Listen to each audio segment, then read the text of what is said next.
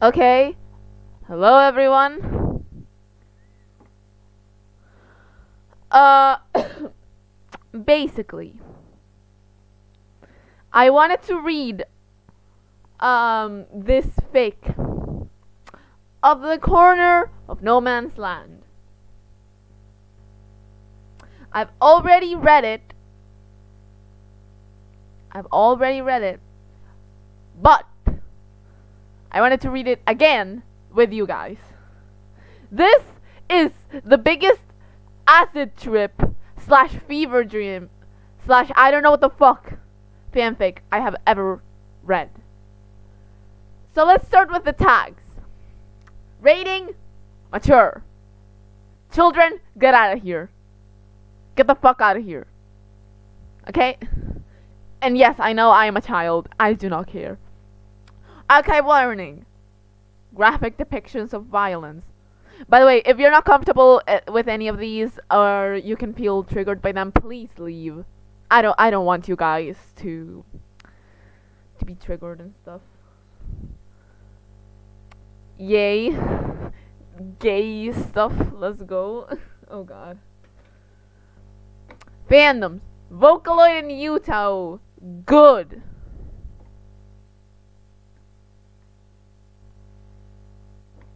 Relationships. Of course. Of fucking course. Characters nobody fucking cares. Tags. Self-harm. Implied sexual content. Murder. Road trips. Cannibalism. On the run. Praise king. Holy fucking shit. If you don't like any of these, please get out of here. Please. If you can get triggered by any of these or you just don't wanna hear about them, please get out of here. Please. Language, English, stats. Published in 2017. Damn. Shit ton words. 1 chapter, it's 1 shot. 7 comments, 20 kudos, 3 bookmarks, and 526 hits. Off of the corner of no man's land. Made by After Rain. Summary. It's you, the local cryptid, and God. Alternatively, Pico, along with 8 other people, have the worst road trip ever.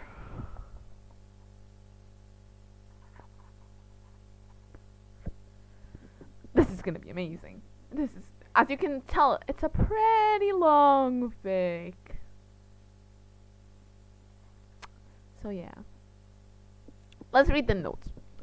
This isn't originally supposed to be a fic. I guess it's kind of sad since I hadn't posted an actual narrative fic since the end of sophomore year. Since Kiss to the Sky, I Still Love You, Hatsune Miku versus the World. And even the last narrative fic I wrote was pretty short. It turns out that my real motivation is not myself, but the fear of not turning in something for a grade. Hatsune Miku versus the World was a pet project to help me get back into writing fics. And it worked a little. It's not popular by all means, but for the people that enjoy such silliness, it makes me glad. Of course, this fic is a different I can't read realm than that. So I hope this doesn't take you by too much surprise. Edit. LMAO, do you ever look at a story you thought was good and realize how bad it is? Because that's how it was for me when I was rereading this. Literally any story I have ever written. Once, even reading it the day after I wrote it. It was my first smut fic, okay? Another edit. Don't mind me, just changing the names I forgot to change. If there was a Todd Vocaloid, I'd love. Thank you for clicking this story. I hope you enjoy reading this as much as I enjoyed writing this. See the end of work for more notes. We're gonna see that at the end. So yeah, this is very long fic, so get ready. And it starts great! Cut yourself, Yoo-hoo! The girl in white pauses before a horrified expression blooms across her features. All 8 of us stand, uneasy and no, not all, not him. Lan, of course, is dauntless Lan, holding a shiny razor out towards my cousin Yufu, as if he's offering a mere candy bar to a naive child. By the way, I apologize if I read any of this wrong. I have dyslexic. Then again, it's not like we aren't naive. The drawing cuts on my ankle say enough. Still, Yufu blubbers and stutters and does everything in between. I don't know, Len. Then Yufu turns as if searching for a way out. Can't we just use pig's blood? I'm sure my family wouldn't mind using.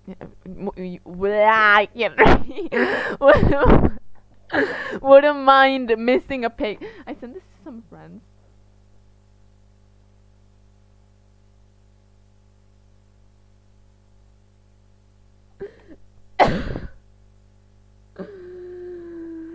Oh god.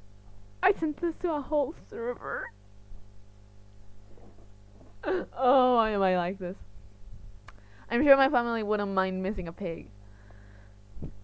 Len wags his finger at her. It should be playful, but it's more dubious than anything. Oh, Yufu, he tuts. Don't be so dour. It wouldn't be a good prank if it wasn't real human blood. This is pretty weird already, right? I know where it's going. It's worse than you imagine. But that's what it is. It's a prank, she argues feebly. It's not supposed to be real. Shion-san wouldn't be charged with murder. Shouldn't be charged with murder. He didn't kill anyone. A hush. The silence feels heavier than expected. Ooh, if you knew what happened. Ooh. But Yufu still quivers and shivers. The braver among us shake their head. Luca, one of the brave, clicks her tongue. He did kill someone, she warns. He murdered Len's mom. F in the chat. Before Yufu can speak. Oh my god, I cannot speak either. I cannot. Fukasa, who holds his bloody wrist in a tight fist, cuts in. How would she know? Be easy on her, Luca. She's the new girl. Luca scoffs. She can be the new girl for so long, dumbass. Pico, electricity shoots down my spine. Why didn't you educate Yufu on the horrors of the bird watcher? The bird watcher. Oh shit. I'm starting to regret rereading this. Beads of sweat trail down my forehead and I panic. Anxiety swells up inside me, filling me to the brim. Why am I messing up so much? I'm very nervous because, as if I'm a human balloon ready to explode. And God, do I want to? Of course I never told her. Why would I? Why should I? I thought it was a kept secret, like the ones little girls whisper to each other's ears in the midst of a sleepover. We'd quiet when our parents passed by, watchful eyes trailing our pajama-dressed backs before they returned to wherever they came from, and then I'd feel it again, a hot breath against my ear, the quiet mumbling of sophomoric jokes. Pathetically, I muster an apologetic look briefly directed to my distraught cousin before focusing it on Len. Pico is such a fucking simp in this story. I don't want to spoil what he does, but holy shit, he's such a simp, such a simp. Also, there's such funny moments a little later when Pico and Fukasa are hiding behind a tree. It is so funny. It is actually like so funny. Let's keep reading, anyways. Len, who shushes my thoughts with a fulgent smile. Len, who swiftly moves besides Yufu, a dexterous hand twirling the razor, and positions his mouth near her trembling ear. Len, who whispers sweet nothings, and they really are just nothing, and unfolds Yufu's hand to place the razor in her sweaty palm. Len, who lifts Yufu's white dress, blue underwear peeking out to the rest of us, idly standing there, and Yufu plunges the silver razor into her fatty thigh, and she howls, tears threatening to fall from grey eyes. Drops of scarlet drip into the discolored bucket, a soft pitter-patter as each bead hits hits the bottom. It takes a few minutes before Yufu collapses against Lan, all pale-faced and weak-kneed, with bubbling tears soaking her cheeks. A calloused hand crawls under Yufu's dress and tactlessly pulls at the razor, as an onslaught of scarlet cascades into the metal. Yufu lets out a muffled sob. You're making it. I start, but Luca kicks my ankle, my cut ankle of all places, and the stinging pain pulsating in the lower part of my leg shuts me up, hissing. I should look uglier, but all she offers me is a facettious. How do you spell this shit? How do you say this shit? Facettious, almost cartoonish hair flip. And we're done. A girl sporting a cap, Mayu was it, cheers, clapping her bloody hands. Red leaks down her thin arms. Now we have everyone's blood. That wasn't so hard, was it? Oh my god, Mayu, shut the fuck up. This bitch. There's a unanimous cheer among us. Among us! Among us! Dun dun dun! Okay, I'll stop. Yet it's a tired one at best and a glib one at worst. Why are there so many weird words in this fake? It makes me think my fakes are simple. One by one, we file out of the old shack. Our cuts messily bandaged, the ones that hold a candle. The ones that hold a candle for Len stride out proudly with ripped pieces of Len's shirt around their slit wrists and ankles. It's a fashion trend I assume won't catch on among the crowd. As for the rest, they speedily cover their self-inflicted wounds with rolls of athletic tape. Oh god, my dad is home. I'm scared. I shouldn't be. I shouldn't be. My parents don't know English, but like... I'm scared. Is he gonna enter the room? I'm scared. I'm just looking at the door.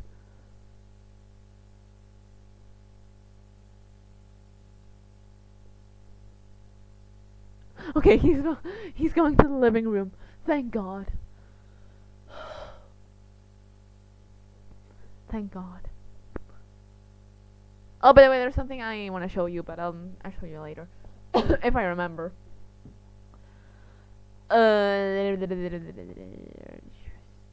What am I doing? They then bustle out of the rundown shack, and I can't tell if it's out of shame or something else.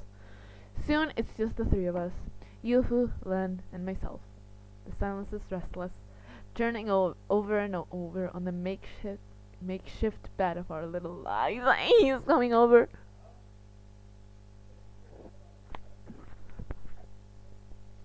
Oh, holy shit, he was right next to the door.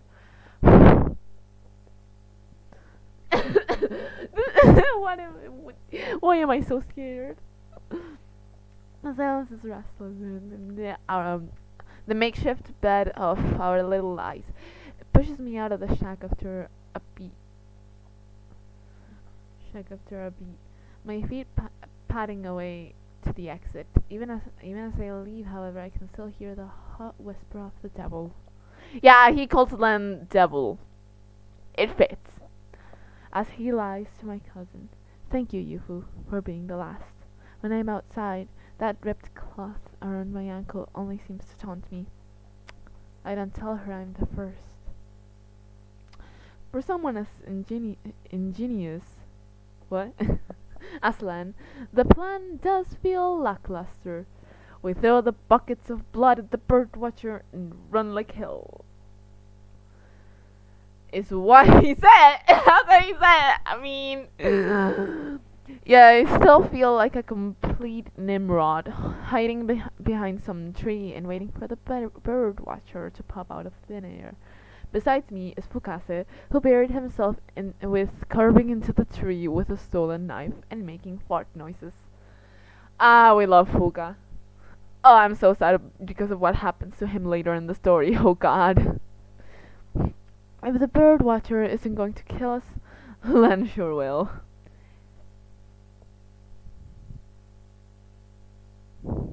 Hey, hey! Fukasa shakes me with his blade-wielding hand, and I yelp after realizing I'm not going to be killed, which is a damn shame to be frank. Same bro, same.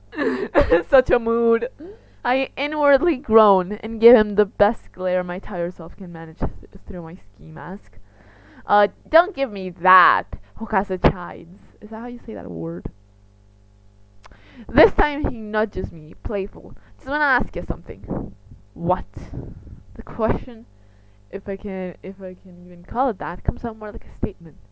What the hell do you want, Fukase? The embrace of death. Ah, such a mood. Such a fucking mood. These bitches. Oh my god. He sighs dreamily before snorting. He stabs his knife into the tree we're hiding behind, splintering the black birch. But nah, I just wanna know. Why? Why? I echo. Because it gives a vague gesture to our surroundings, as if his answer lies in plain sight. Why are you here? Why are you bleeding out for, good old Len? What you got going? What you got going? Why is this so funny to me? It's a good question, really. Even if it isn't worded the best way, sometimes I think it's obvious. Did he not see the way I stare at his nape during geometry? Did he not hear my heart stop when he rings his arm around my neck after a good lap around the school? Did he not know, or did he pretend to be blind? Simp.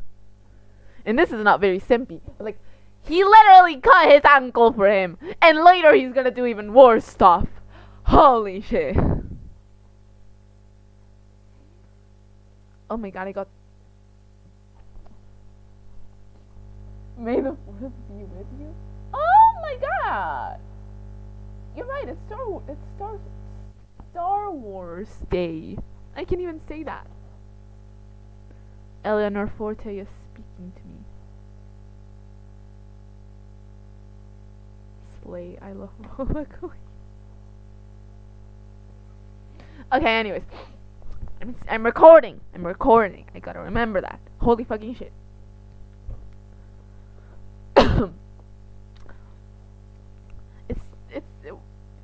we're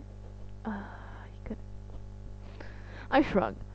Some are doing it for the dough, but I have enough yen on me. Can't blame them though. The Shimoda family is loaded, even with the death of Madame Shimoda hanging over them. Mindlessly, I scratch the back of my head, wondering how long I can prolong embarrassing myself in front of some kid I barely know. and there are the people who are doing it because they can. I'm going to assume you're one of them. If he notices my roundabout answer, he doesn't say anything about it. Kinda, I guess, he says, mirroring my shrug. I already cut myself at home since my family doesn't care. Wanna help? Never got it. So I thought I could cut myself for the greater good, you know. Damn. Oof. F in the chat. I wouldn't say that. Whatever Len's scheme is for. I wouldn't. Whatever Len's scheme is for the best of. Is for the better of humanity. But Fukasa's words sound noble to my ear, if not morbid. Is it the thrill of Len's plan talking, or is it the fact that I'm being useful to him that something scalding hot is welling my stomach? Either way, it makes me feel like my reason is a whole lot of bullshit, because it is. Your reason is that you're a simp.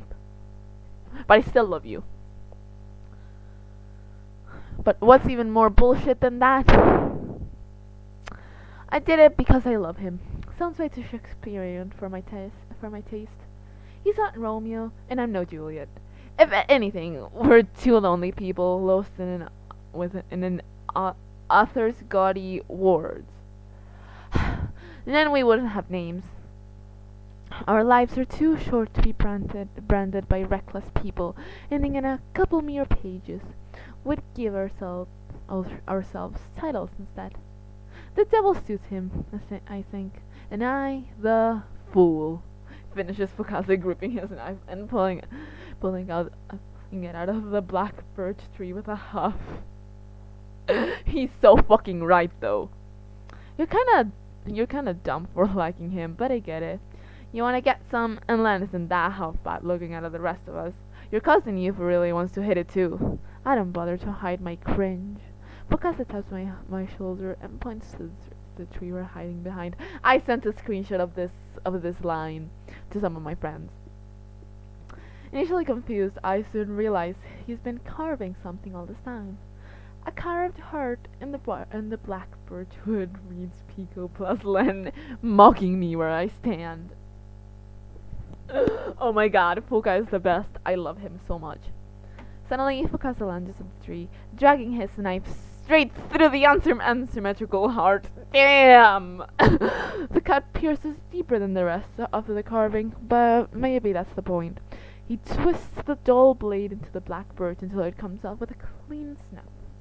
The separated handle falls cleanly from his nicked hand. But still, Fukase laughs, but there's no mirth. You really are a fool. A fool and a simp! A fucking simp! When the bird watcher comes to the entrance of the forest, we throw the buckets of blood at him. Then Len, dauntless Len, takes my hand and we run. Yufu cries when we drive away in the beaten up pickup truck. It's only a few days. I want to tell her so she shuts up, but I don't have the heart to, or lack thereof, I guess. One of the girls, Teto, does. She kicks Yufu's slumped back until Yufu's sobs fade into distant and frequent hiccups. I feel her hand gripping my torn sleeve as a form of solace, but she doesn't deserve it. None of us do. Why are you crying? Mayu asks, but that effervescent giggle seeping into her voice is an unwelcome stranger to us all. You're silly, Yufu. We all did a carry on him. So why are you crying like you didn't? You aren't more innocent than the rest of us. Murmurs of agreement rumble in the back of the truck. With all 6 of us squished together, the other 3, Len included, are piled in the front. It's hard not to hear such an aggressive confrontation, especially when it's coming from Mayu of all people. Just how did she on San kill Len's mom? Questions Yufu once she regains her bearings. The back goes dead silent, but she continues on as if she hasn't stepped on a landmine that is the life story of Shimoda. Why did they change his lesson? It doesn't matter. I don't understand. I don't. Nobody told me anything. I barely hold back my screams. Then why did you follow? Why are you even here? He ran her over. A girl named Iroha blankly stares at Yufu, brushing her fingers against the paint-chipped metal of the truck. Something like this truck, I'm sure. The bird watcher was probably watching birds or something. Then, splat! There goes Lenny's mom's head. And like everything else, a boy named Louis pipes in. The bird watcher got charged with involuntary manslaughter, so he only got 10 months in jail. To be honest, though, we all know it was on purpose. I mean, have you seen the guy? Talk about a kooky old man. Something in Louis' voice spurred us to move past Youth and Mayu's little incident. We do talk about the kooky old man, the bird watcher, at the edge of the forest, sharing stories. I allow myself to drown in images of the bird watcher feeding pigeons and sparrows in the woods before swallowing them whole, or of him leading little unsuspecting children to a grave of plucked bloody feathers. It's fantasy, I know, but it's real to them. I turn away from the huddled group, redirecting my gaze to familiar sapphire eyes reflected in the truck's crooked mirror. Len winks deviously. I blush, but whether it be shame or embarrassment, I can't tell. He's a fantasy to everyone, I know, but he's real to me. My reality is under me, and here's where it gets weird.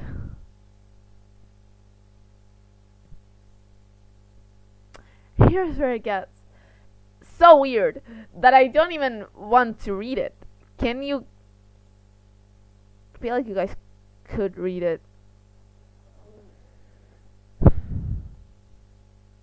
Just read this part. I'm gonna leave it there for a bit. You can pause the video and read it. Because I really don't want to read this. Okay, if you didn't get to read that, then pause the video, I guess. He's dead, Luca says hollow. With little effort, she chucks her flip phone into the dirt, and we scramble for it like madmen, piling on top of each other's sweaty bodies. The question of why we're fighting for the same thing when we're all in the same boat doesn't occur to me. Miraculously, I grab the old phone first and open it with the tip of my chewed-up nail. The dimly lit screen shushes us, and I scan the following text message. Miku-chan in a heart. Damn. 15:35. The bird watcher's dead. They found your blood on him. Where are you, Luca? Luca, please. You can't be dead. Please tell me you're okay. I love you so much, Luca, baby. Please. Holy sh! I feel bad for Miku. Oh no. It takes me a moment before I realize I stopped breathing, and for once I struggle finding air. Oh shit. The rest near me share the same sentiments, holding back gasps of terror. That is, until all hell breaks loose and one of us shrieks. Oh my god! Teto stands up, her legs trembling. Soon she pulls at her frizzled hair, ruby strands already falling out, and shrieks again. Jet black mascara stains her flustered face. The more she cries. Did we kill him? Are we going to jail? Len, on God's name, promise we didn't kill the freaking bird watcher. It's out of character of me, but upon getting up from the ground, I placed my hand on Teto's shoulder in hopes it would calm her down. Teto, I plead in the most reassuring tone I can manage. Let's try to talk this through. Crack. Crack? As in... You know what, I'm gonna shut up. I fell to the dirt floor, yowling as I cradle what feels like broken pieces of my face. My eyes were screwed impossibly shut. Hot liquid spurts out of my nose, a boiling geyser smack dab in the middle of my aching face, then into my shaking hands, and all the curse words I can think of the top of my bruised head, ranging from shit to you fucking bitch, follow suit. Somebody claps. Gosh, Teto, who I assume to be Louis, whistles. He steps over to my crumpled body, and I shiver upon hearing the crunch of autumn leaves underneath his boat shoes. You really did a number on him, Louis vocalizes, impressed. I did little to shoo him away, when he carefully nudges me with his left foot. I cannot speak. I never knew you could elbow someone so hard before. Oh, but please, don't punch me next. Fuck. This is not the time to be joking around. Look at deadpans. Her voice is concrete. What this was supposed to be was a prank. An extreme one, but still a prank. But now the birdwatcher is dead, and the town thinks so are we. This wasn't worth the money, Len. We have to go back. Don't you remember the whole point of this was to make the town think we're dead? Who I believe to be Mayu points out. I mean, it's either her or some squeaky talking chipmunk. Oh my god. The eye roll is evident in her voice. We wanted to see if we could frame the guy, and we did. Why not keep this prank up? No reason to step forward right now, right? You're wrong. There's surprising steel in Fukasa's voice. The gregaciousness of what I've grown accustomed to is nowhere in reach. Instead, Fukasa is simmering with something I can't place. I don't know about a lot of you, but I knew what we did was a crime. Somehow we'd all be found out and get charged with this. I don't know, and get charged with, I don't know, assault. I was fine with that, to be honest. But now the situation is different than we thought it'd be. We wanted him framed for murder, not fucking got it. Or was this your plan all along, Len? A quiet, dark chuckle, scuffing of battered sneakers, shared murmurs amongst the group, the clang of a knife when it's unsheathed, and a long, long scream. I can't tell if it's me or everyone else. I don't think I want to. Oh shit! This is the part. This is the part where we see how much of a fucking simp Pico is.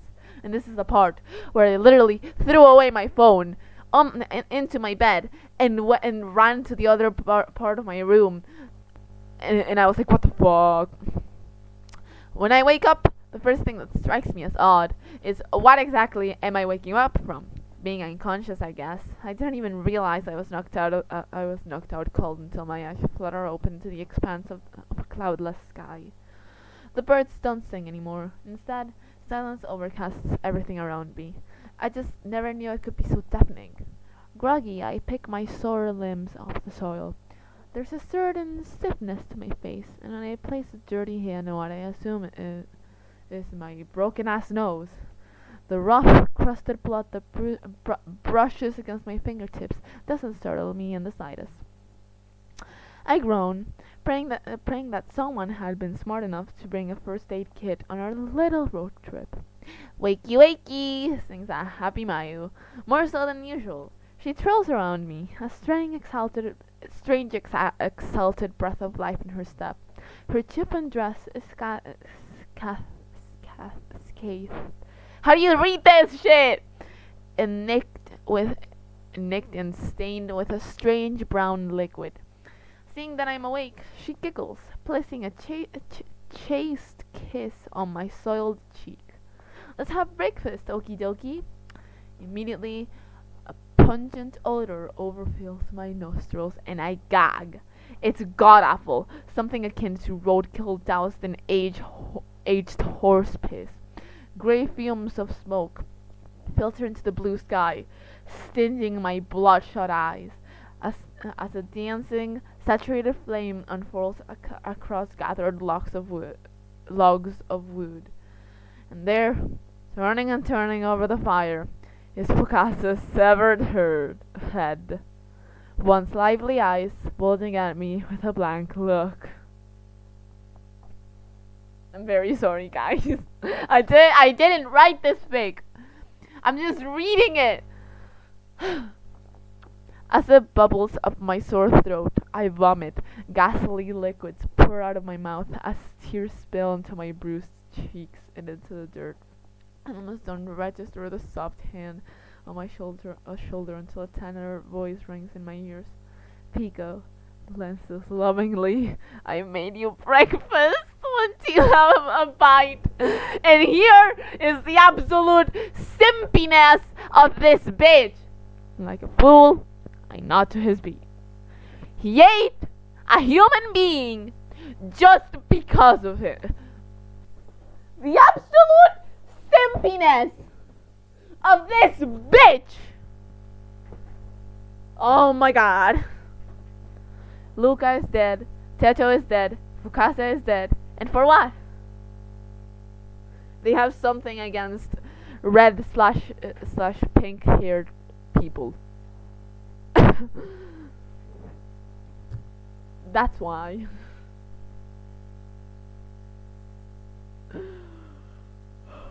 Oh, and this part is actually sad. It's actually sad. When you were telling stories about the bird watcher, I knew they were all lies. they said, are urban legends of that cursed town, of the local cryptid wandering about the darkened streets. I had no I had no tales they wanted to hear. The truth isn't as mystical as the fantasies everybody else conjures up. The birdwatcher was no otherworldly murderer born from the shadows. He didn't swallow singing birds in one fell swoop, nor did he lure young children into feathery graves. He wasn't the creature. He wasn't the creature in the closet. He was one of us. His name was Shion Kaito. He tilled the fields and plucked every head of wheat his old eyes could spot. He ordered scrambled egg whites and a cup of hot cocoa at the diner and chewed on the toothpicks. He went to the grocery store to buy a quart of almond milk and chucked it before anyone could stop him. My mom knew him long before he gained such an infamous title. She had told me once that he didn't solely just want to feed the birds in the forest. In fact, he despised the lot of them, yet the birds loved him all the same, so he fed them, wasting away his yen on the feathered creatures that couldn't possibly understand the mysteries surrounding the elusive birdwatcher. This is the sad part. But before he was known for birds flocking towards his crooked back, before he was what small children spoke in terror of, he was Shion Kaito, who was in love. Of fucking course. Why can't we have just a cold-blooded murderer? In love with his best friend Kamui Gakubo. Who the fuck could be in love with that bitch? Honestly. Who killed himself in the very same forest Shion-san still visited until the day the devil dragged him down under. I cannot speak. He thinks he'll see him. My mother said in hushed tones on one of the many nights she took me into bed. He believes if he keeps feeding the birds at the same time of night that at the same He believes if he keeps feeding the birds at the same time of night Kamui-san killed himself, his best friend will be in his arms once again. He thinks the birds will carry Kamui-san's spirit on their feathered backs, because they too loved Kamui-san as much as Shion-san does, and that's why Shion-san always goes to the same very forest at the same very time, whether it be through rain or snow. Isn't that just plain sad? See, it's sad. It is sad. I want to tell her now. It really is. This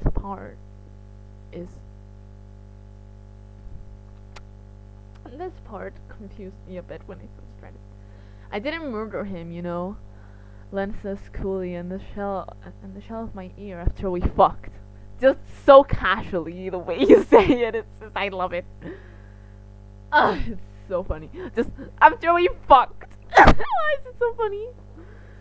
Now this part is a little bit sexual, so yeah. If it didn't go away when I told you to when I was reading the tags, go away now.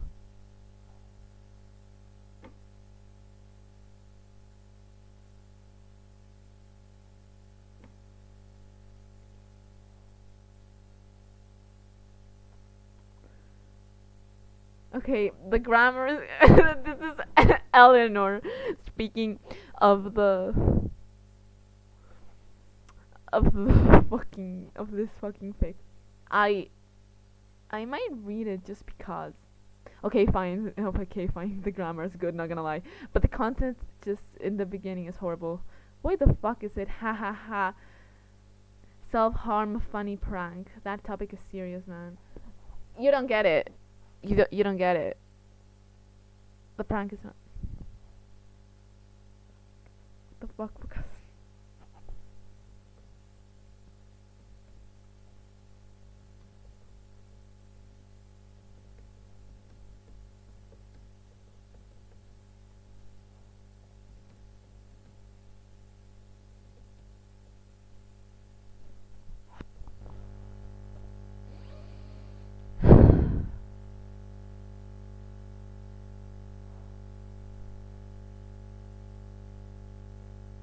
Let's just keep reading. His heated body presses closer to mine, an arm loosely wrapped around my nude waist. His voice drops low. I wanted to, of course. I bet that man was drowning in sins. He accidentally killed my mom.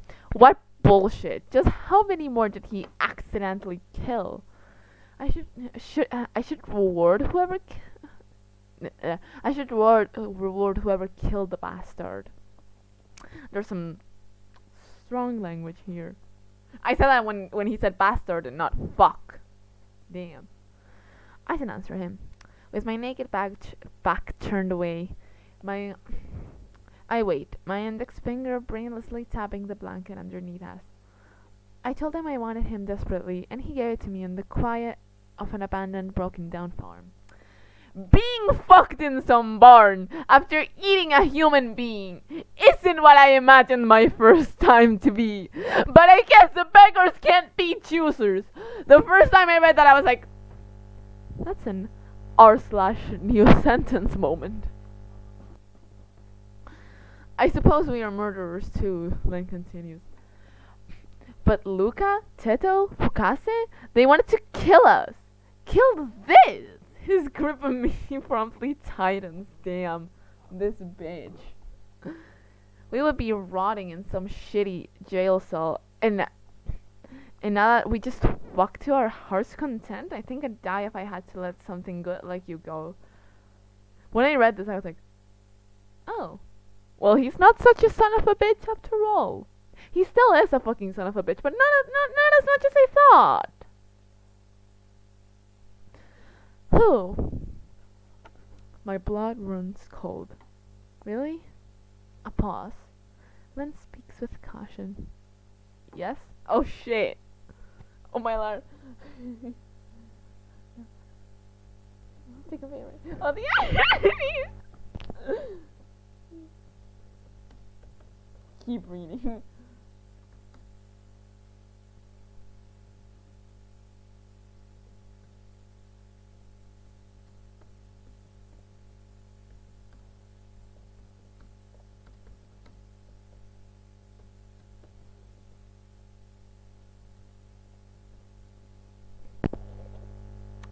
To be honest, I sent this to the cafe mostly. To the cafe is this Vocaloid cafe. You should definitely join. It's an amazing place. Literally, if you look up Discord servers for Vocaloid fans, you can find it right there. It is amazing. I love it. Anyway, so yeah, I sent it there because I wanted people to know about this fic so I could talk to them about it. Because I really need to talk about it. Because holy shit, this is an acid trip. Would you let's just keep reading. Would you miss me, Len? I ask, urgent. Would you cry mercy? Would you visit the makeshift grave I made for my sorry self every single fucking day, whether it be through rain or snow, and delude yourself into thinking you'd see the face you missed oh so much ever again? When we hear the engine of a pickup truck come to life with a buzzing whine, I laugh, sadder than I've ever been. No, Len, I think you wouldn't.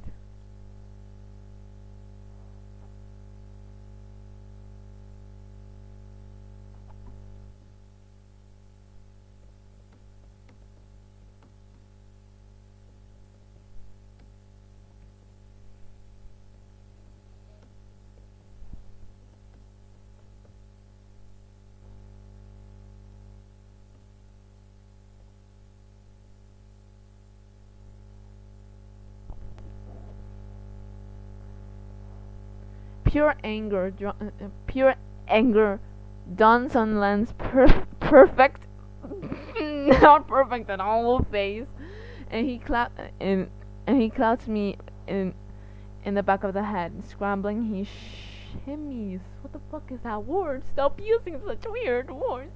Into his wrinkled clothes. A loud mantra of F-bombs spilling from the lips I was kissing moments ago. Damn. Len, with no time to spare, bolts out to see what's going on. I'm slower in comparison, pain pulsating equally in my head and my ass. Whew.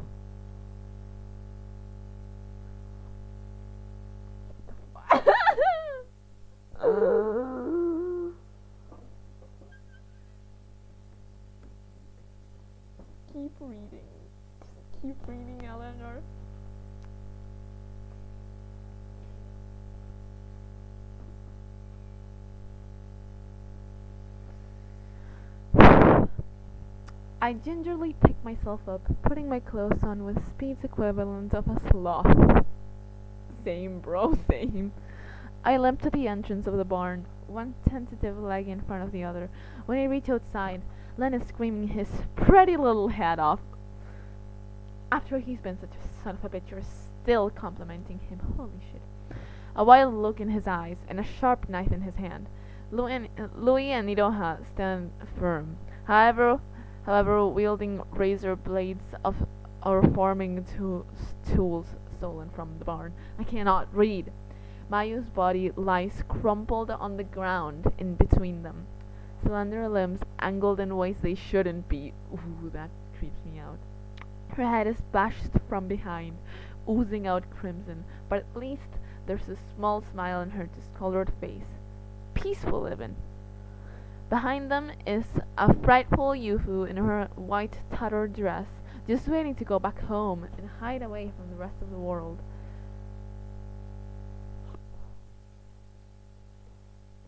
Yeah.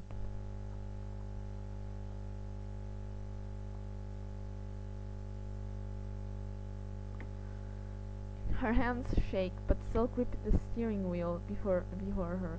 Briefly, she musters what seems to be an apologetic look towards me, tears threatening to fall from her eyes, as if this is not my half-assed plan, but hers. Go, Yufu, I finally told her after all this time. Go. Whew! The notes. I wrote this in between playing Love Life and watching murder videos. Anyway, too long didn't read. This is for the people, like, I don't think you stayed this long if you didn't want. Eleanor is dying inside right now. How long have I been recording for? 47 minutes. Damn.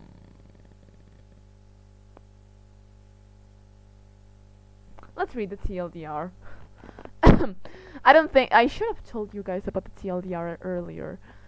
Then maybe some people would have watched till the end and I would have gotten some watch time. Feels like it matters because my channel is not monetized, but I don't know. If it feels good when people watch the whole video. Pika, along with 6 other people, Yufu, Fukase, Mayu, Luca, Teto, Iroha, and Louis, follow Len's crazy prank to frame the birdwatcher, aka Kaito, for murdering them. Len wants everybody to use their own blood so it'll look and feel like the real thing. After they enact their plan, they all disperse in different directions before driving out of town in a pickup truck and telling stories about Kaito. Pika knows the stories are fake, but doesn't say anything. The rest also tell Yufu that Len hates Kaito because Kaito accidentally killed Len's mom, and Len doesn't believe it's an accident. Pika and Len get closer, and Pika's happy even though he knows Len is already sleeping with Teto, Iroha, and Yufu. Luca then gets a text from her girlfriend Miku that Kaito has been found dead in the town, and the town thinks so are they. There's dissonance in the group that ends with Pico getting a broken nose and Luca, Teto, and Fukase getting killed, presumably by Mayu and Len. When Pico wakes up from being knocked unconscious, Len makes Pico eat Fukase for breakfast. Damn! That's the part that gets me.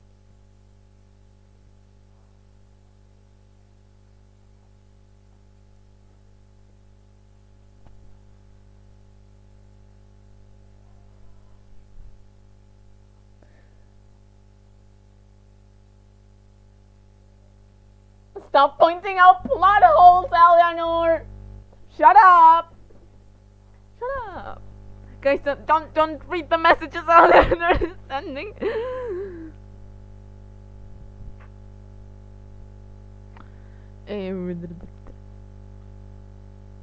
Pika decides to plan against Len because he never wanted blood on his hands, but his own.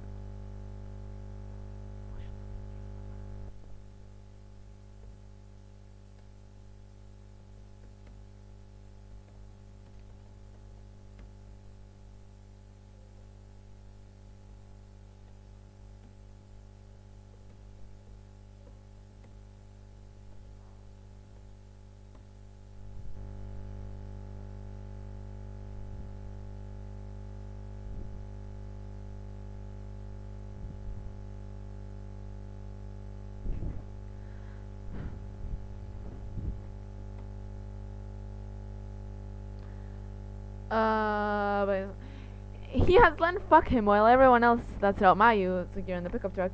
Then Len realizes what's happening. The two go outside to see Mayu dead, Louis and Iroha standing their ground, and Yufu in the truck. Pika tells Yufu to just leave without them. Whoa, that's a long TLDR. My version of this for school is written for my expository writing class, but the idea for this came from a case I had to make for a forensics lab. That case focused more on what happened to Kaito, though. Surprise, surprise, because Len didn't actually kill him. Yuki accidentally did through poisoned sunflower seed. Yuki died too. Yuki's stepmom Miu wanted to kill Yuki but didn't know she'd share her sunflower seeds with Kaito. So that's that. Damn.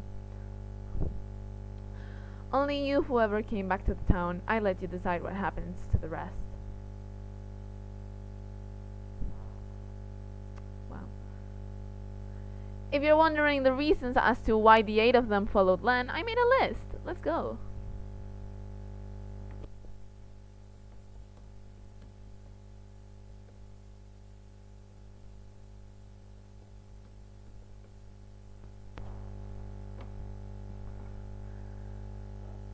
This is the list. And this made me laugh my ass off. Wanted Len's gigantic OTN. Damn. Piko, Yufu, Iroha, and Teto. Y'all are 4 of you. Holy shit. Wanted money? Luca and Louis. I respect you. I respect you too.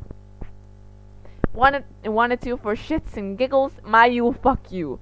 I usually like Mayu, but in this story, she's an absolute fucking bitch. Wanted to be useful for once. Fukase, may he rest in peace. Best boy. He was the best character in this whole story.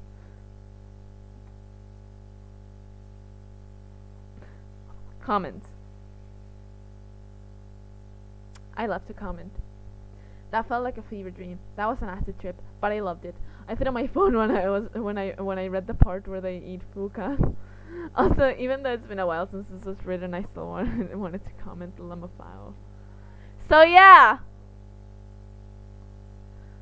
Whoo! That was me reading Of the Corner of No Man's Land. I wanted to share this story with everyone because holy shit, did I love it and hate it at the same time.